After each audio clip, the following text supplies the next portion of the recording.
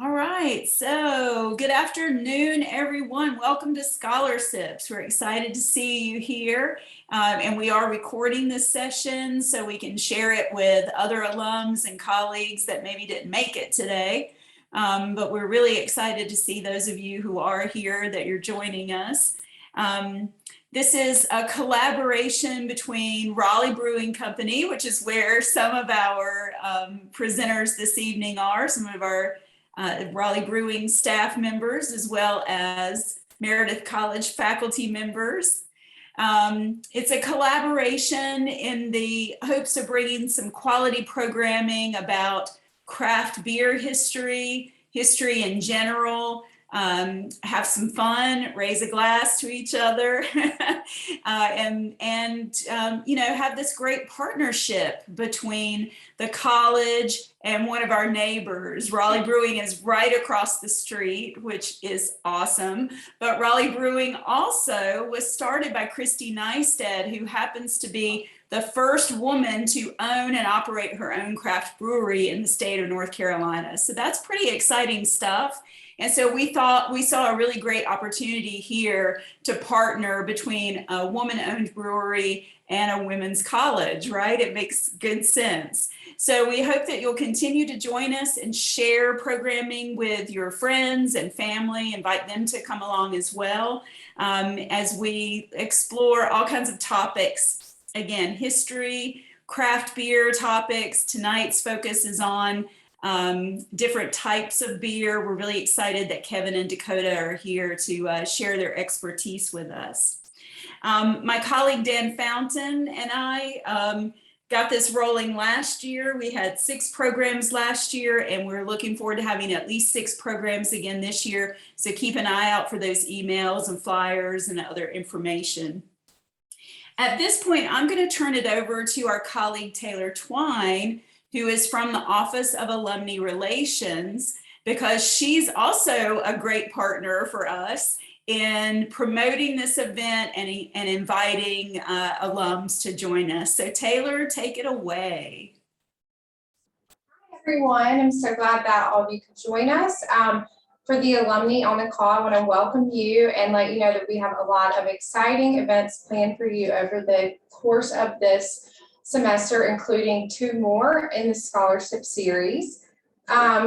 Just in the next couple of months, we have a Black Alumni Collective Book Club, several additional virtual book clubs, a charcuterie demo with an alumna from the class of 2003, a career planning, trends, changes, and considerations with the Office of Career Planning, a Meredith Basketball Meet the Coach and Team event, the New York City trip, and several shows of the DPAC. So we hope that you'll join us for one or many of those events over the next few months. So I guess at this point, I'll turn it over to Dan and Laura, and we'll get started.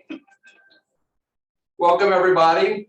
I'm Dan Fountain, and I'm here in the tap room at Raleigh Brewing Company. And with me is Laura Eischen, who is not only the tap room manager here at RBC, she's a 2002 Meredith graduate, and we're thrilled to introduce her to the Scholarships audience. One of the things that we like to do at Scholarships is introduce a featured beer and promote the products here at RBC. And so tonight we're going to be talking about one of these seasonal brews that they have available. It's their Oktoberfest. And so Laura, would you like to tell us a little bit about? Yeah, sure. I'm excited. It is a seasonal beer, and it just came out. It should be available over the next 4 to 6 weeks, probably. It's one of my favorites. It's a great style. It's malty, and it's got some bready and caramel tones to it. It is a 5.7 ABV, so pairs well with a lot of great foods, and it's very, very easy drinking. So. Indeed, we can attest to that. Cheers. The best part of my job. Well, thank you, Laura. So with that, we want you to come down here and sample some of this outstanding Oktoberfest at some point in the coming weeks while it's available.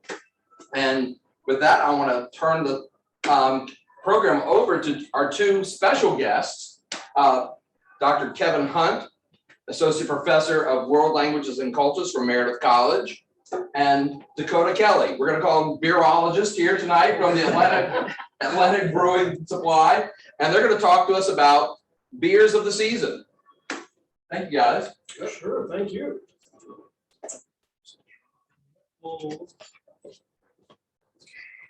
Share my PowerPoint here. See if it comes out. So, once again, I'm Kevin Hunt, and with me is Dakotah Kelly, and we're going to talk to you about 4 kind of fall-friendly brewing styles. They're not necessarily exclusive to fall, but we think they lend themselves really nicely to the cooler weather. And the styles we're going to talk about briefly are Oktoberfest, as was already mentioned, Porter, Saison, and Dunkel. And for each one, we're going to talk a little bit about characteristics of the style, something about the history of the style, offer a couple or a few commercial examples if you want to pick one up for yourself and try it if you're not familiar with it. And lastly, a few words about any brewing considerations if you'd like to brew one yourself. And you're certainly welcome to come down and talk to Dakotah about more in depth about brewing considerations. He can set you up with all you need to be able to brew any of these styles. So I'm going to start us off, and I'm going to talk about the Oktoberfest style, which is also often known as Märzen.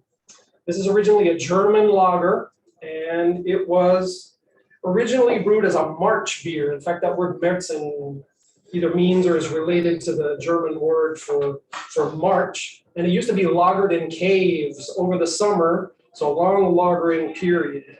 And it would be broken out in September, October, the end of the season, to be drunk at the Oktoberfest festival, for example. The early examples of this used to be dark brown before about 1841 when lager strains were isolated.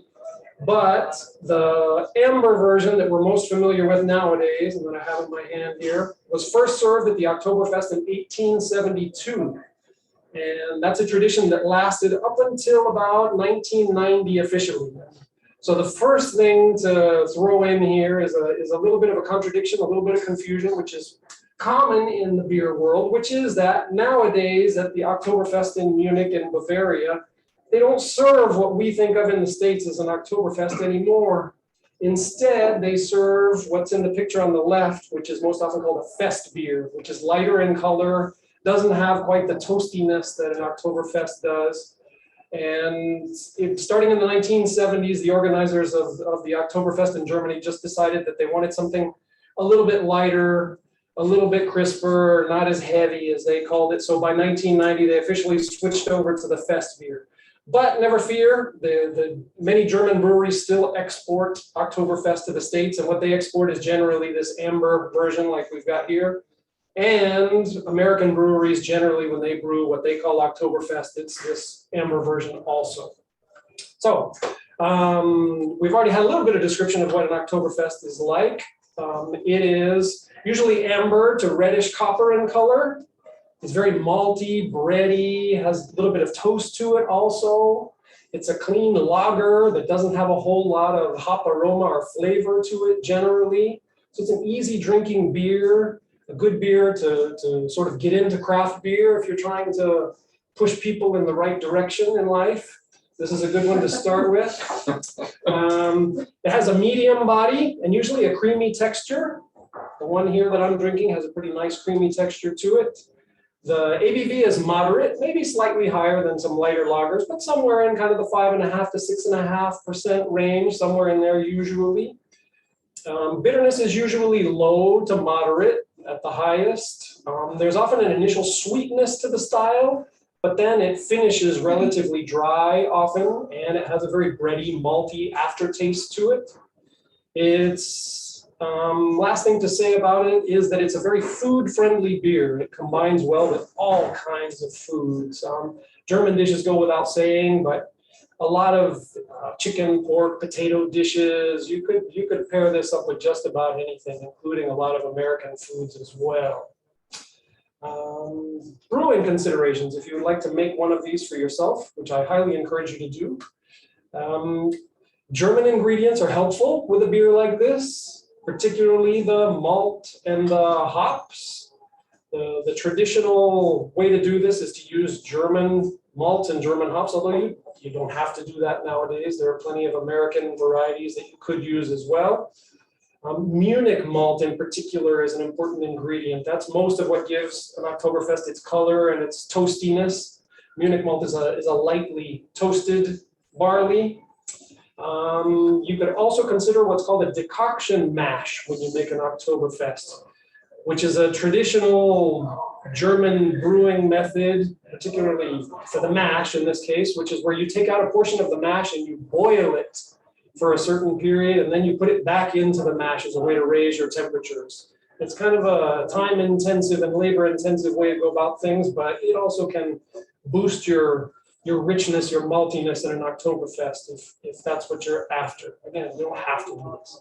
And last thing to consider is the yeast. The traditional yeast for one of these is a German lager yeast, and there's several varieties of those that Dakotah could set you up with very easily.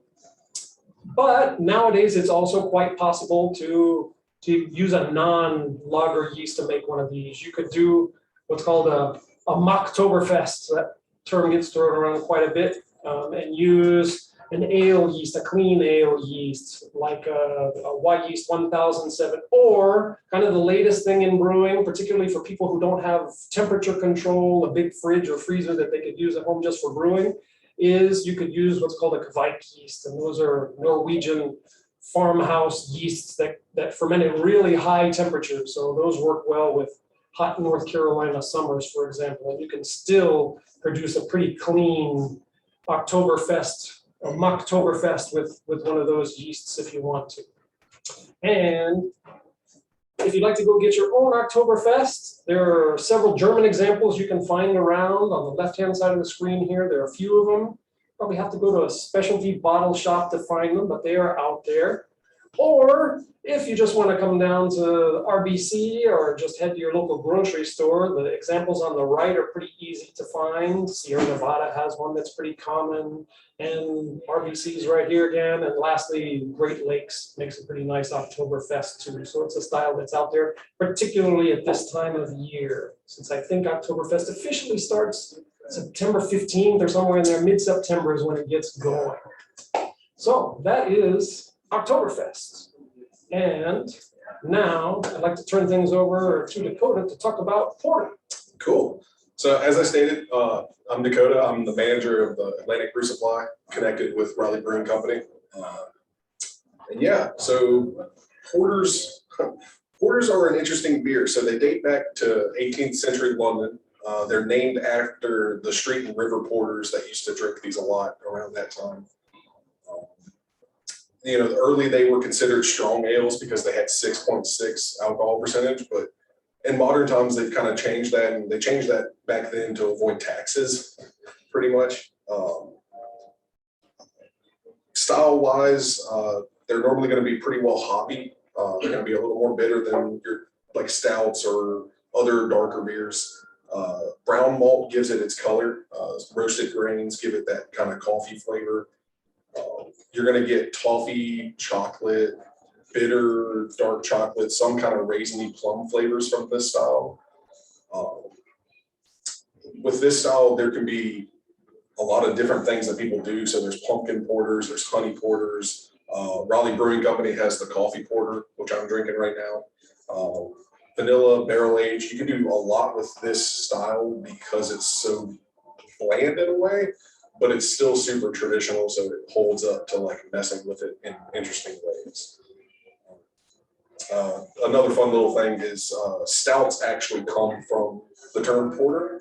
They used to be called stout porters, and they only really changed it because of taxes for Guinness to avoid paying money. And examples of this, I mean, you can find a lot of them readily available. Founders Porter is a super traditional one. There's actually kind of is based off an 1800s recipe. Guinness Extra Stout is very similar to the porter they used to brew back in the 1700s. And of course, Raleigh Brewing Company's coffee porter. It's a It's not a traditional porter, but it definitely has that nice roasted coffee flavor, which I think is good for the colder time of year.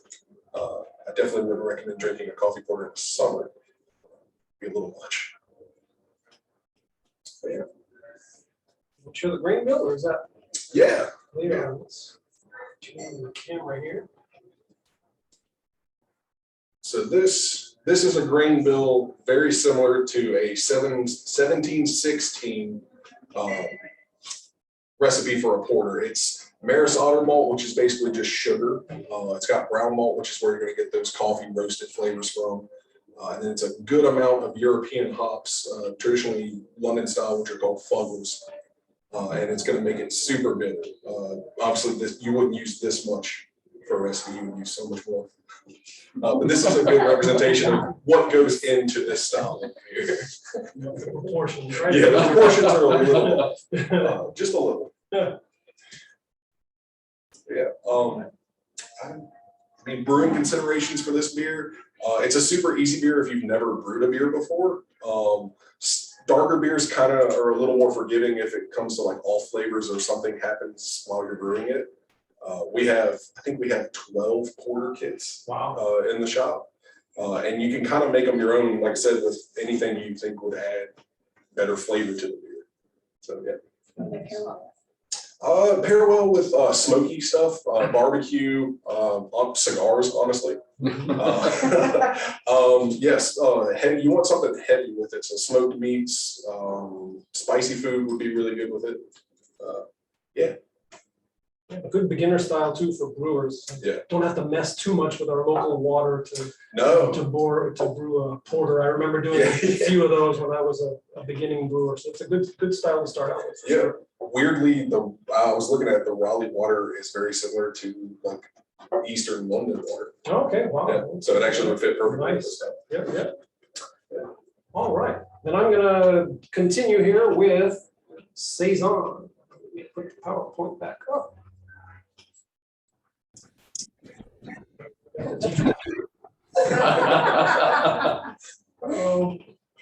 Stuff that doesn't want to advance, that's not good.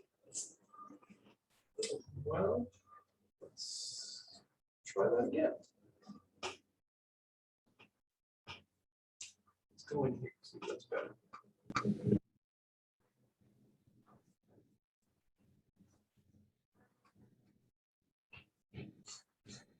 All right, there it is. Okay, so Saison. Saison is originally a Belgian style. It comes from the region known as Wallonia in Belgium, which is the French-speaking region of Belgium. And it was originally brewed on farms for consumption during the farming season.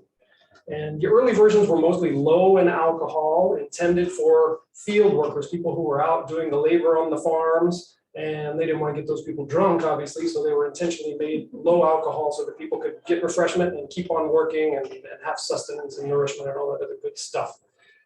Ingredients often historically included whatever was available on the farm at the time. So there's a pretty wide range when it comes to Saison. I think personally wider than pretty much any other style when it comes to color and ingredients and even alcohol by volume. Saison has kind of the most wiggle room. You'll find more variations of it than a lot of other styles.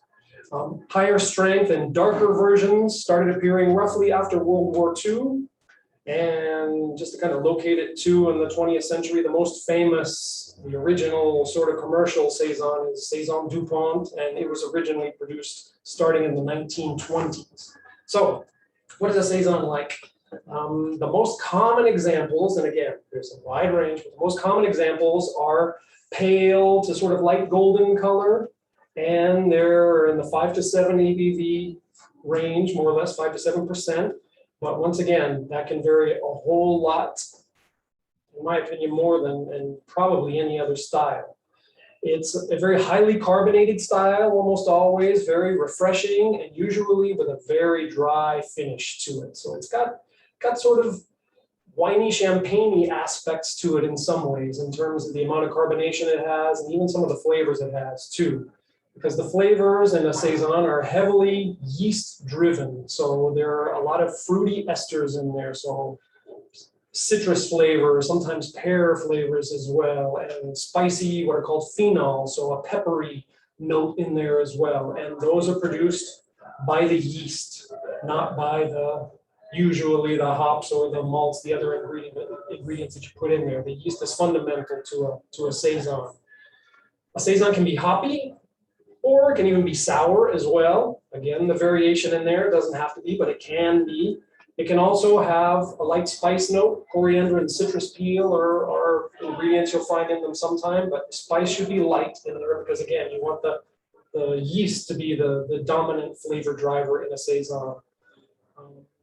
Again, usually dry and often with an acidic, tart leaning finish, or very tart if it happens to be a sour saison. This is also a food-friendly beer, but it's a lighter beer, so it often pairs well with lighter kinds of food, salads and cheeses and vegetables, seafood, spicy foods, for example, pair nicely with the saison. Brewing considerations, if you want to make one of these, this is also a North Carolina friendly style when it comes to brewing, because the yeasts that you typically use for a saison will tolerate heat a little better than most other yeasts. Often you want over 70 degrees Fahrenheit, especially if you're using the most traditional strain, which is that DuPont strain. You definitely have to have some kind of a saison yeast. There are several varieties out there, but if you try to use a non-saison yeast, you're not going to get a saison, as simple as that. And Pilsner malt is often the main malt ingredient in there, but you can also add adjuncts like wheat, oats, rye, spelt. Sugar is often a common ingredient, or honey, things that are very fermentable that will dry out the body a lot, give it a very dry finish at the end. I have one on tap at my house right now, and I put rye in it. It gives it a nice little extra peppery note, a little spicy note in there as to go along with the yeast. What else? Hops you put in there are usually European, but nowadays fruitier American varieties are becoming really common in saisons as well, as people are experimenting. You can find tons and tons of American takes on saison out there. Sometimes you'll find them called farmhouse ales, and you get in a whole big discussion about distinctions between farmhouse and saison, but they're in the same kind of general family, heavily yeast driven. These are a little more difficult styles to get into in some ways. Although if you're a wine drinker, they're probably something that you could easily get into quickly. But for somebody who's a Bud Miller Coors drinker, they're a little more challenging, but definitely worth the challenge. These are for the big dogs and people looking for something a little different, something memorable, I think.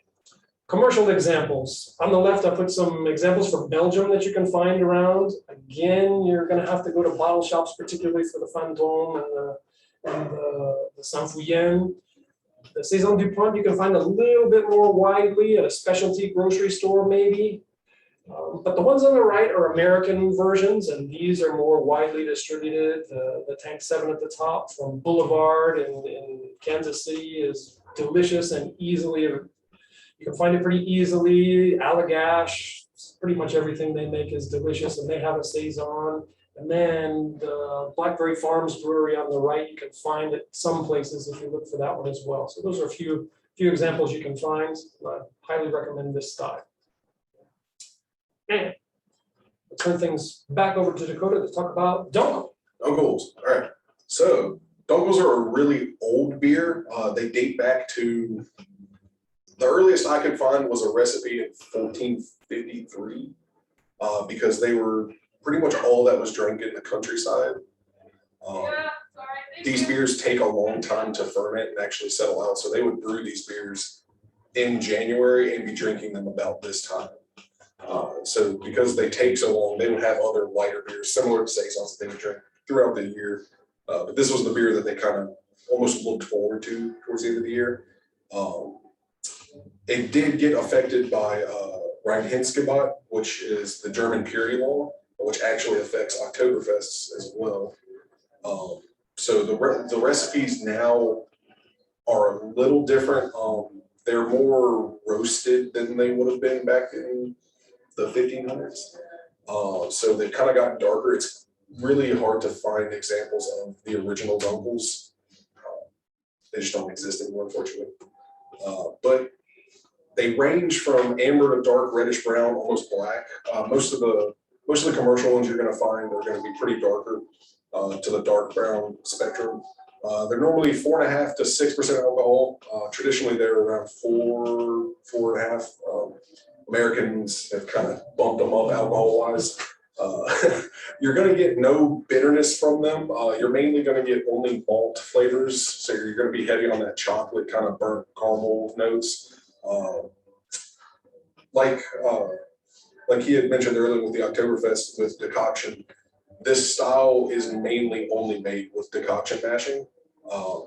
You can kind of make a dunkel out of an Oktoberfest beer recipe just by decocting it multiple times to get those sugars and like raisin plum flavors out. Interesting little fact about dunkels. Dunkel actually means dark lager. So the name in of itself explains what it is. It's also known as alt beer around different parts of Germany. Those styles tend to be a little lighter in color, so more of the dark amber colors. Those tend to be just a tiny bit bitter in certain areas. And they're weirdly a cousin to Hefeweizens. Hefeweizens are kind of the beers that predate this style. So like during the year, while this is fermenting, they would be drinking Hefeweizens. Commercial examples, I think I have a picture of it on it, at least one of them on there, two of them on the slide.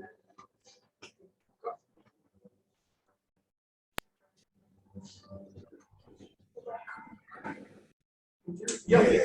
So Paul Leonard Original Dunkel, that's a super traditional Dunkel. You can find that one at pretty much every bottle shop, and I actually think Harris Teeter sells it around this time of year. It's a pretty easily locatable one, and it's super traditional.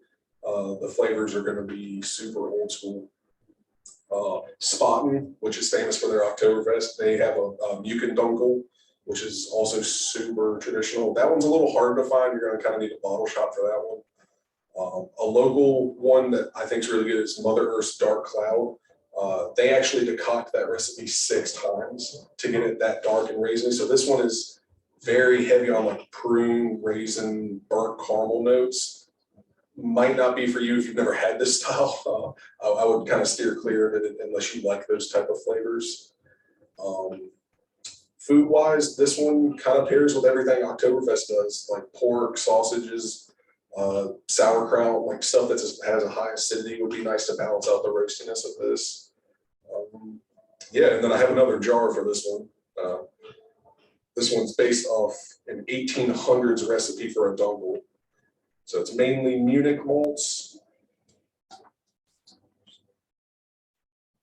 Yeah, all right, so it's mainly going to be Munich malts, a little bit of Meloidian for a little bit of color and head retention, and then Carafa to give it that dark color. Normally, this would darken up a lot more with decoction mashing because it doesn't look like there's a lot of dark grain here. And then there's such a low hop profile on this. There's just barely any in there. It's legally just enough to call it a beer according to the period law. But yeah, this is a style that they take kind of seriously over there. Brewing considerations for this one. This is one that for new brewers I would recommend steering away from, just because it is a lagered style. You have to lager it. You have to do decoction mashing and other mashing styles to get the color and flavor that you want. You can kind of mess around with it and do like a dark Hefeweizen, which will be similar. But yeah, this is kind of one of those second level up from brewing. I would brew this. I would start with like a Oktoberfest and then go with this, just because it's a little tougher and a little more traditional in its brewing methods. I've done dunkels before, but not among my first brews. Yeah, no, that's a little more advanced. Yeah, I'm actually going to teach one of the guys in the shop how to do decoction so he can make a dunkel. He's never decocted before. Nice. Yeah. Infant experience. Oh yeah. Could be an 8-hour experience if you decoct. An experience. Oh yeah. Yeah.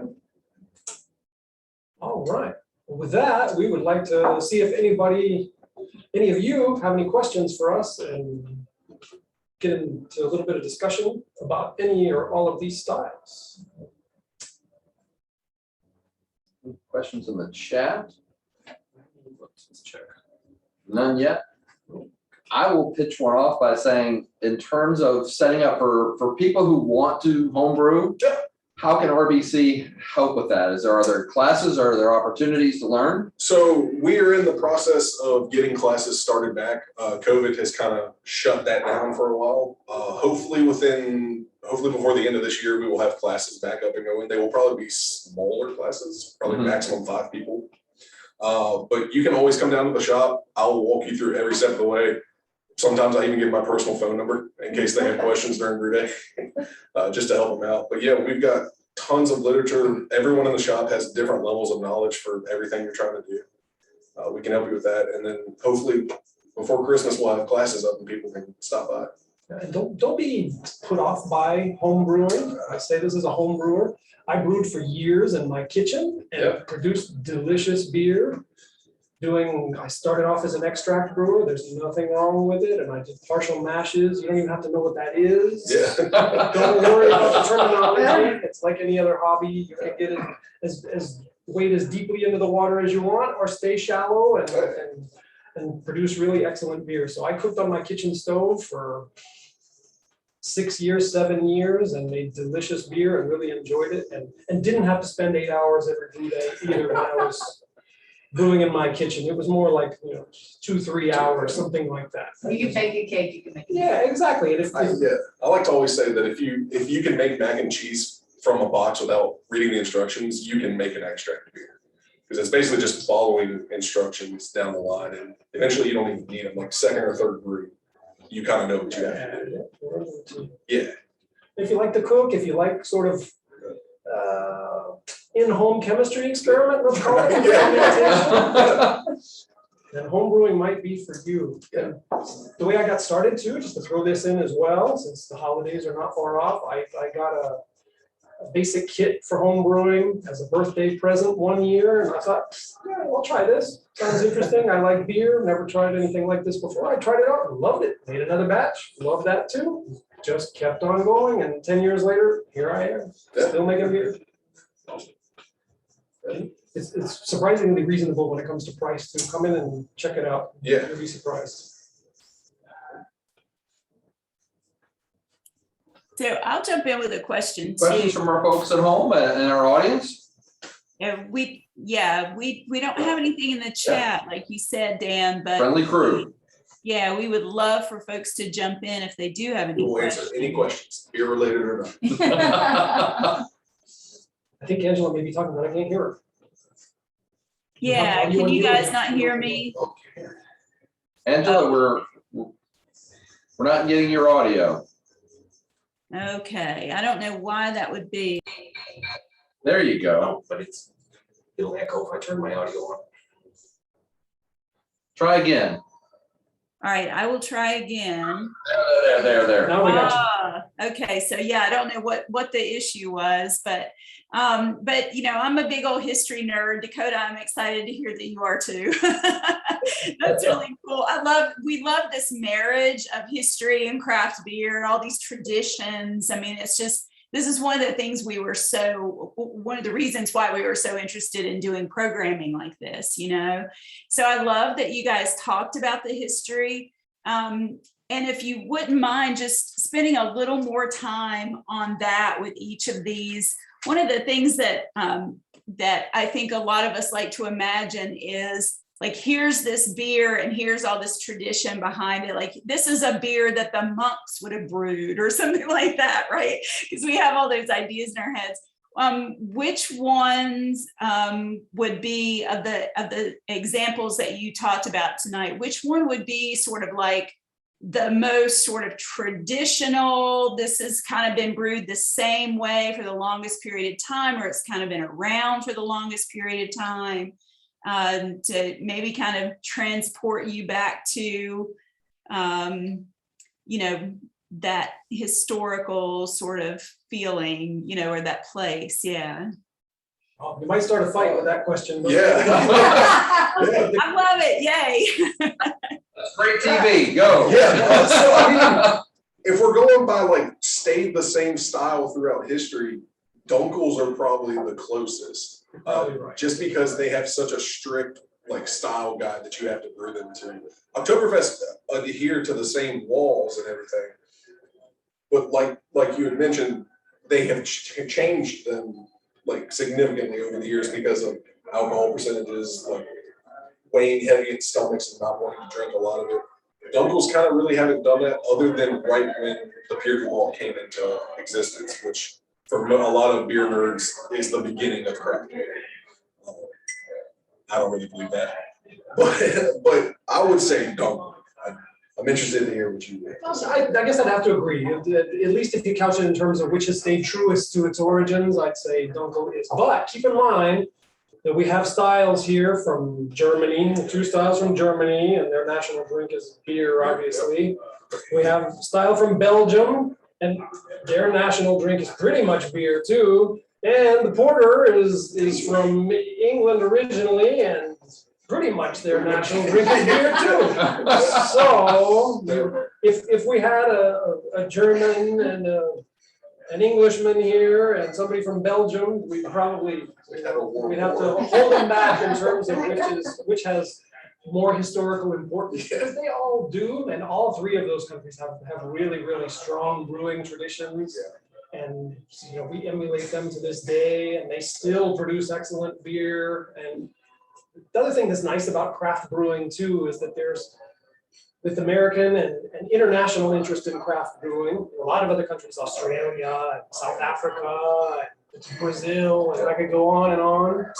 Switzerland, there's been a lot of adaptation of traditional European styles and modification of those. And then the Europeans have caught on to some of the changes that have happened overseas, here and elsewhere, and have adapted some of those. So there's almost been a feedback loop of changes and updates and personal preferences and things that continue to this day. So you don't have to necessarily brew exactly to style anymore, particularly if you're a home brewer. All you're risking is 5 gallons or whatever your batch size is. And if you want to put plums in it, well, put plums in it.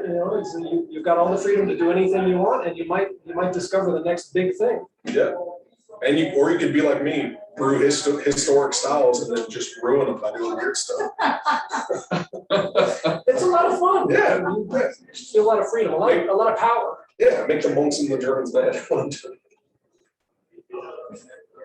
Speaking of making people mad, if you were to try and pick a North Carolina style, what is representative of the state and what best, fits the Tar Heel state that we live in?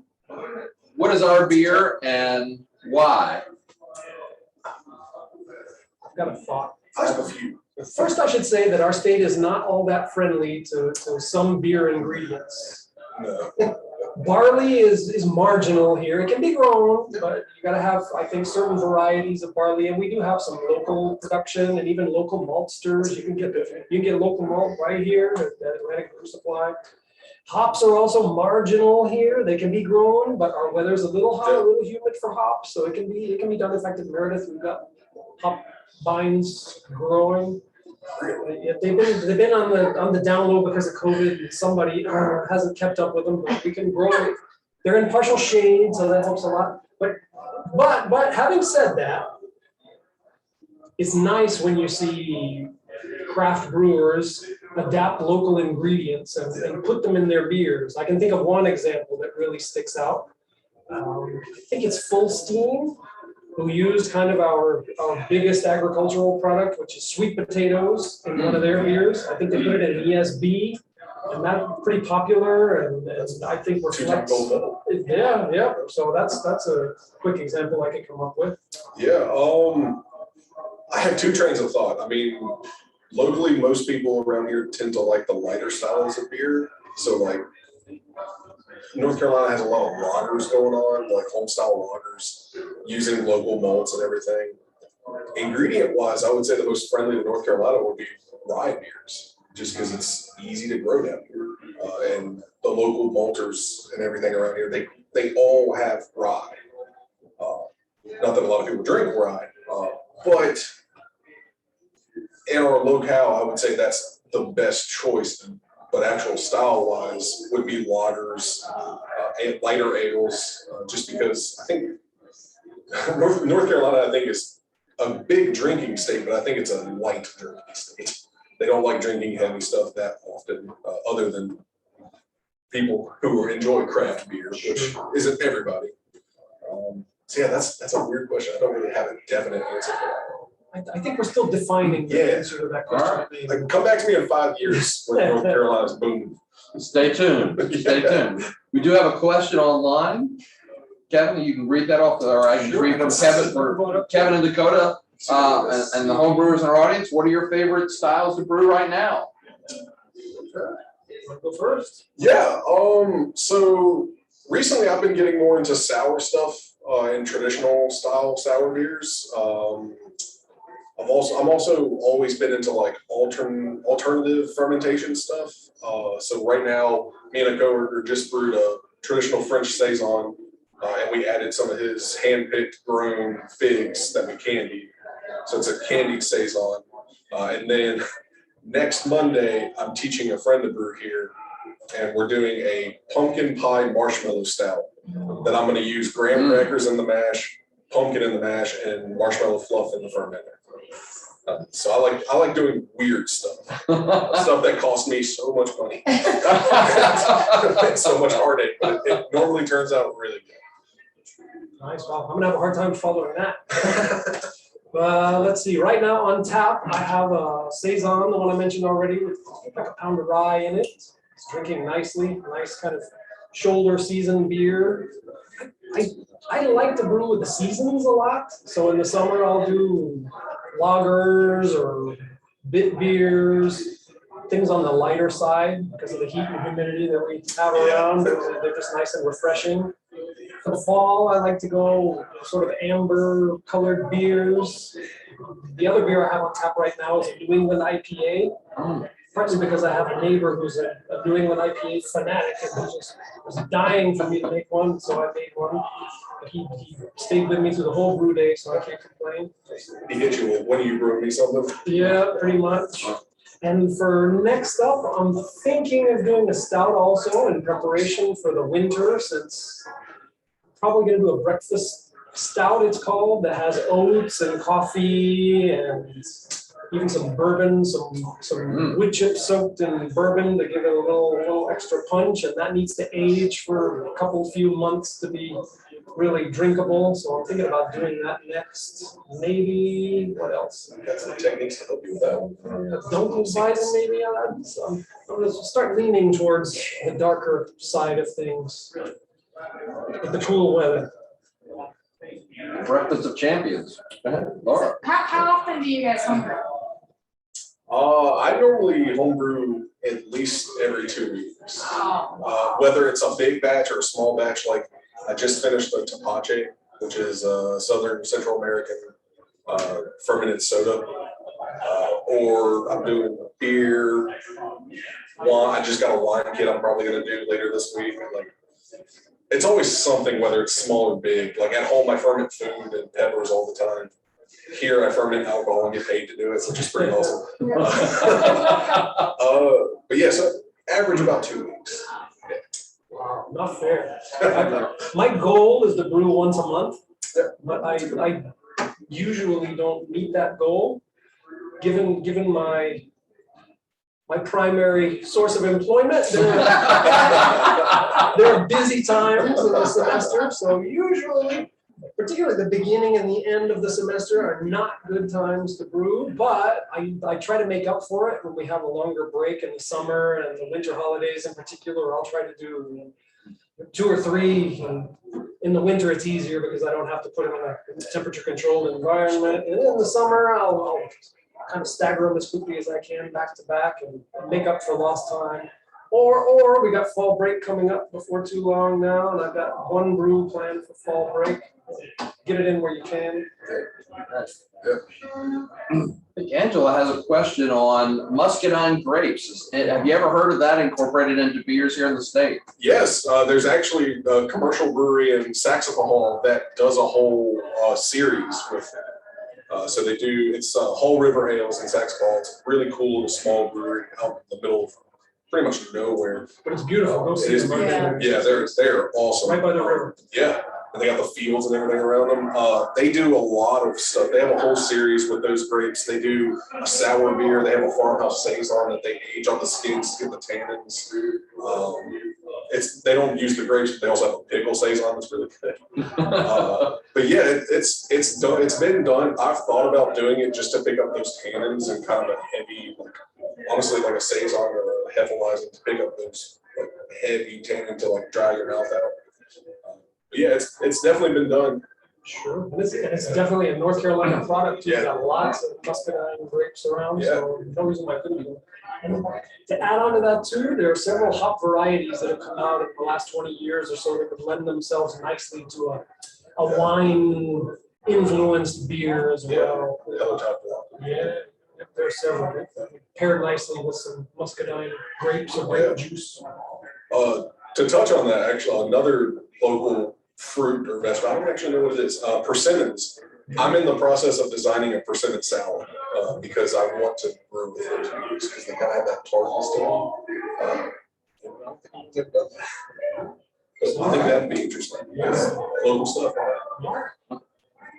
Speaking of local, plant a seed, and I'll shut up. Meredith College is right across the road from an outstanding brewery. Think about the vision for what might represent Meredith College. We're a Baptist institution heritage-wise. Be careful, tread lightly, but think about it. Yeah, we want our own beer. Well, okay, all right. I think that's above my pay grade, but I can help you design one. And I think there's a persimmon tree over there with some persimmons on it, if I'm not mistaken. I got a hard time recognizing a persimmon, but that's, Yeah. it looks like it to me. They look like tomatoes, but sad. Sad tomatoes. Maybe So Maybe not the name, but So actually, I have an idea. You guys have all these fruits and everything on the campus and hops. Why don't you just use that in the beer? Sure. Use the campus in the beer. That'd be kind of good. Yeah. it begins today. Yeah. You guys use the campus. I can homebrew you a crazy recipe. I have used the hops. I've done a Meredith brew before. It's my best work, but We gotta go brew on the campus. Right in the corner. I guess we could brew. There's no alcohol when you're brewing. It's still. No, not until that yeast hits and we can pitch these over here. That's true. Right across the street. You just need special permission. Yeah. If it's still. Pretty warm, please. I have to talk to the provost and see about that. So yeah, so it's harvest time. That is just a wonderful idea. Yeah. So do we have anybody in the audience with questions or comments that you want to make? Any other home brewers that maybe want to just kind of jump into this conversation as well? We don't want to cut anybody off while we still have a few minutes.